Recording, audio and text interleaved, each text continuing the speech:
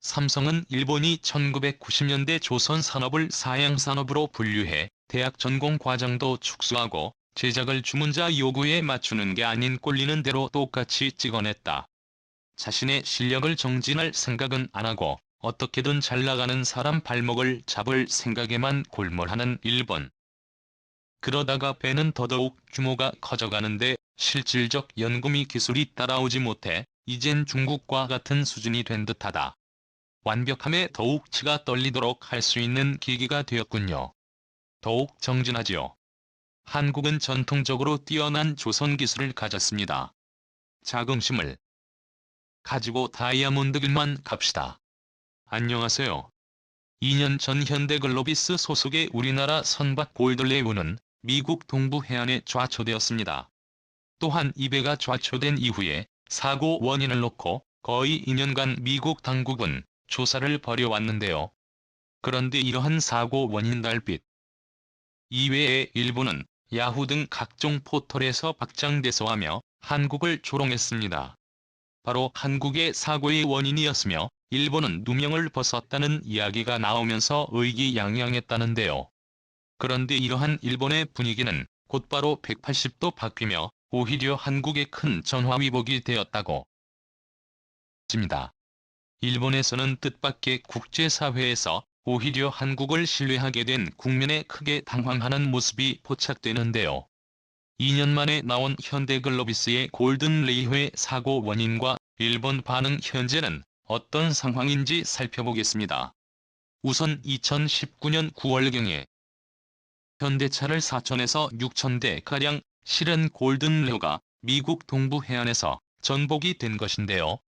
당시 좌초 2호 선원들은 48시간 만에 전원 구조되면서 기적과 같은 구조가 되는 모습도 포착되었습니다. 그러면서 이 사건은 48시간 동안 생방송으로 미국 전역에 보도되면서 큰 사건으로 번져나간 것입니다. 그런데 이 사고 이후 이제 보험사를 비롯해 미국 교통부는 해당 사고의 원인에 대해서 규명 작업을 벌여왔던 것이죠. 사고의 원인이 무엇이냐에 따라 책임 규명의 대상이 달라지는데 해당 지역 조지아에서 특이한 말이 나왔기 때문입니다. 이 선박이 전복된 원인은 선박의 잘못이 아니라 일본 선박의 방해 때문이라는 의견이 나왔습니다. 차량 운반선은 매우 크기 때문에 해안선에 놀러온 사람들은 이 장면을 생생하게 볼 수 있었던 것입니다. 조지아의 현지 언론에서는 이러한 목격자 및 현지 관계자들의 말을 인용해 배가 크게 였다고 말하며 비정상적으로 배가 커브를 넣었다고 말하는 등 뭔가 부자연스러운 면이 많았다고 상기하고 있습니다. 그런데 실제 알고 보니 현대의 골드레이브가 조지아 해안선으로 접근할 때 일본 배가 달려든 것이었습니다. 한국 배의 속도는 10노트였으나 일본 배는 훨씬 빠른 속도로 한국 배 쪽으로 항해한 것이 확인되었으며 한국 배는 이러한 일본 배의 위협을 느낀 나머지 급선회를 했다는 주장이 미국 언론에서 제기된 것입니다. 이러다 보니 가장 당황한 것은 일본이었으며 반대로 한국에서는 일본 탓이라고 몰아가는 장면이 나왔죠. 또한 일본 배가 복의 원인을 제공했을 경우에 보험사는 일본의 구상권을 청구한다는 의견도 나오는 등 골든 내용은 일대 혼란을 빚는 모습이 나오면서 조사 결과를 기다리는 국면으로 갔던 것입니다. 그런데 1년이 지난 2010년 9월경에 중간 조사 결과가 나왔는데 이때는 일본 이야기는 쏙 들어갔습니다. 당시 미해안 경비대 해양안전센터 등에서 열린 공청회에서는 선박 무게 중심이 이상이라는 의견이 나왔습니다. AP통신에 따르면 골드레이유가 무게 중심이 너무 위쪽에 가 있어 불안정해 전복돼 있다는 주장이 나왔고 결국 이런 상태는 골드레이유가 전복되기 쉬운 환경을 만들었다고 증언하는 장면도 나온 것입니다. 물론 이것은 중간 발표였지만 대부분의 선박 사고 원인이 1년이면 거의 대략적으로 규명되기 때문에 일본에서는 이러한 발표가 나가자 역시 한국 배다라면서 일본 잘못은 아닐 수밖에 없다고 환호했습니다.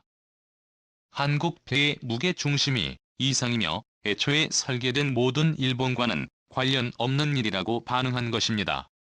실제 미국 관계자들도 일본 배가 빠르게 다가오긴 했지만 직접적 은인은 아닌 듯하다고 선을 그었습니다.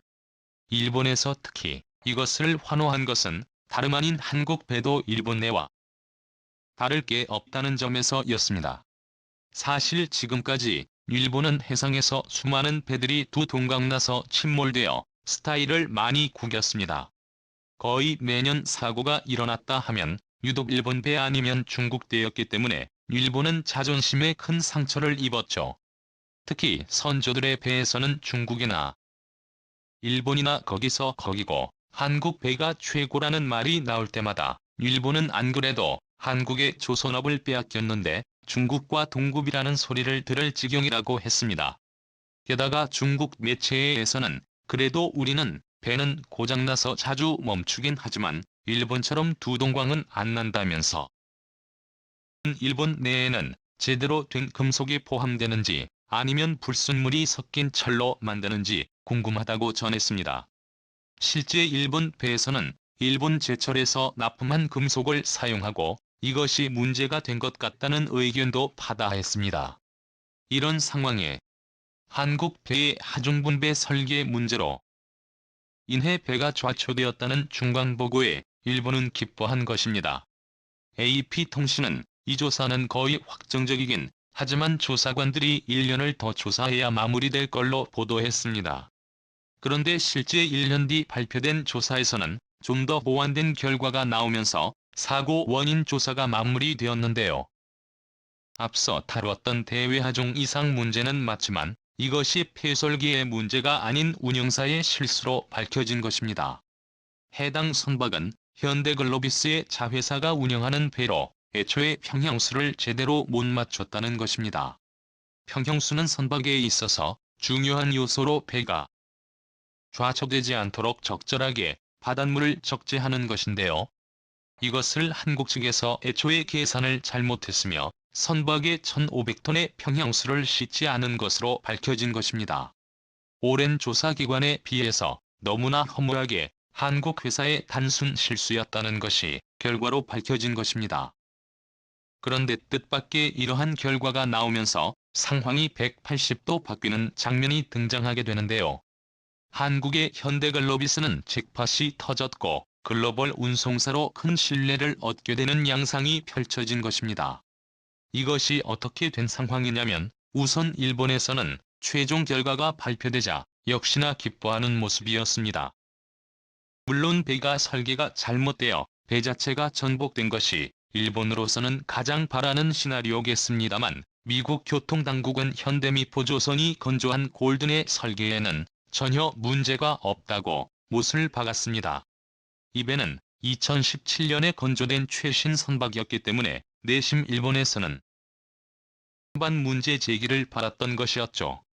그래도 일본은 어쨌든 간 한국 출신의 배가 문제를 일으켰고 게다가 말도 안 되는 평형수 계산 실수로 인해서 한국의 대형 사고를 쳤다고 했고 일본의 누리꾼들은 한국은 안전 불감증의 나라이다. 한국 여행 위험하다 등 한국에 대해서 합적인 비판을 가하면서 기존의 일본이 당했던 조선업계의 서름을 갚는 모습입니다.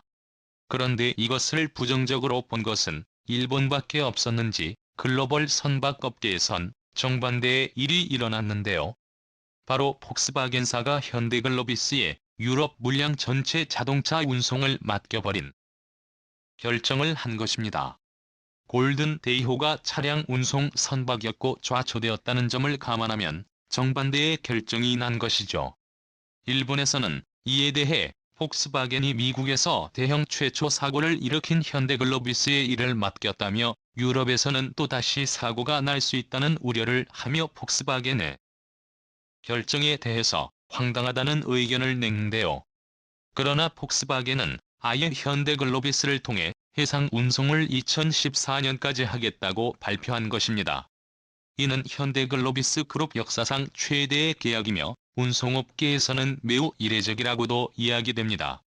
그런데 이렇게 폭스바겐이 한국을 전적으로 밀어준 계기에 대해서 다양한 의견이 나오고 있는데요. 우선 첫 번째 이유는 현대미포가 건조한 골든레이어가 오히려 내구성이 증명되었다는 점이 있습니다. 다름 아닌 골든레이어 선박이 동부 해안에 거의 1년간 파도를 맞으며 좌초되었지만 배가 로 있었습니다. 많은 이들이 해변에 놀러가 찍은 사진을 보면 배가 동그라미 누워있는 모습이 나오는데요.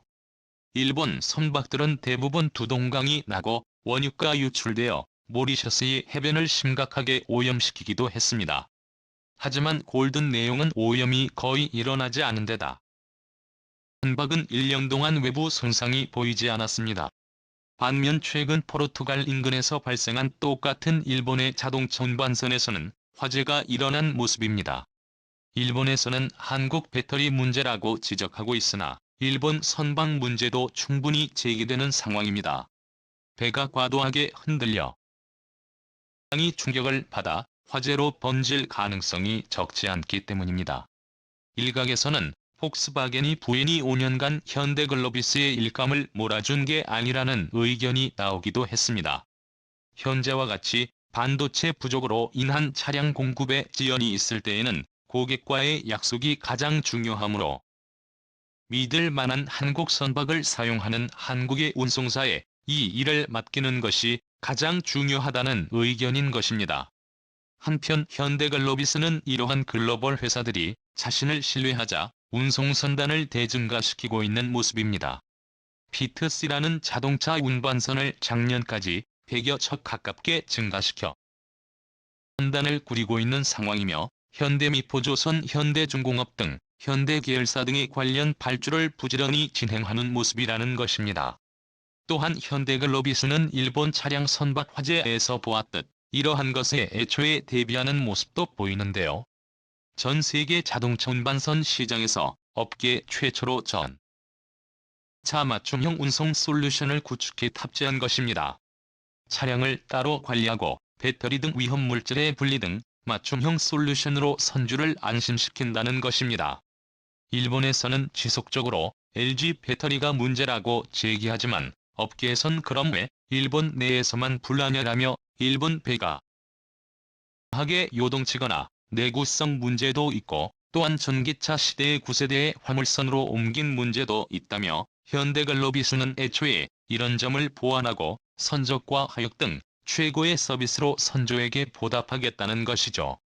그러다 보니 일론 머스크의 테슬라도 전기차 해상 운송의 중요성을 체감했는지 현대글로비스와 계약을 맺었습니다. 벤이 테슬라도 비싼 차 생산해놓고 일본 배나 중국 배에 탔다가 바다 위에서 유명을 달리할 수 있기 때문인 것입니다. 이와 같이 한국은 전기차를 대량으로 이동시키는 자동차 운송에서도 인정을 받고 있는 모습입니다.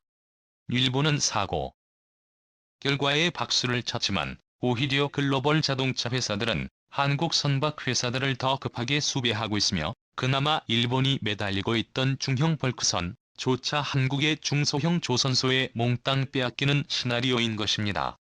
일본은 남의 불행을 행복으로 알기 이전에 조선업의 기초부터 다시 닦아야 하는 절박한 상황인 것입니다. 일본은 남의 나라 잘못되는 걸 좋아하는 아주 그약한 버릇이 있다. 참가스럽고 더럽고 치사한 놈이 맞구만. 일본이들이 한국 배를 조롱할 자격이나 있냐.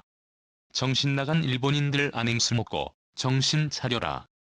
애초에 국민성 자체가 남의 불행이 자기의 행복이라는 인간으로서 글러먹었다는 증거인데 진짜 사람 아닌 것 같다. 오늘도 감사합니다. 최고로 멋진 하루 보내시길 바랄게요.